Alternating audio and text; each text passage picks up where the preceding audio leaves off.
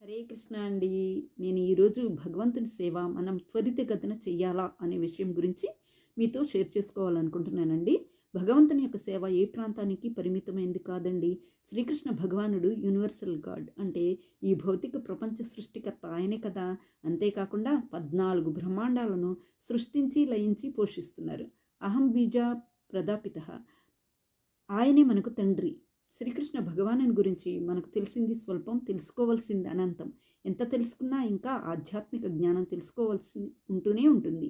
ఈ రోజుల్లో అనుకోకుండా చాలా దుర్ఘటనలు జరుగుతూ ఉన్నాయండి.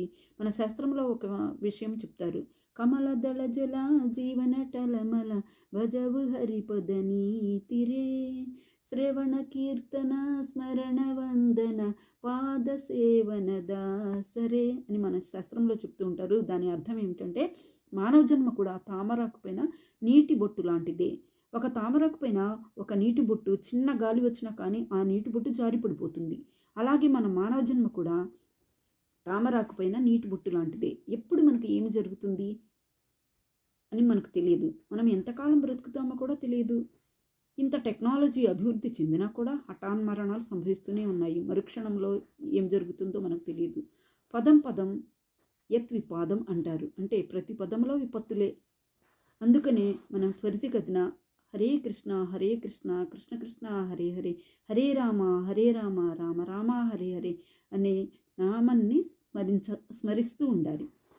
అందరూ అంటూ ఉంటారు, భగవంతుని సేవ మంచిదే, కానీ మాకు కావాల్సింది పొందిన తర్వాతనే సేవ చేస్తాము అంటూ ఉంటారు. కానీ మనకి ఈ భౌతిక ప్రపంచంలో మన జీవన సమయం మనకు తెలియదు కదండి.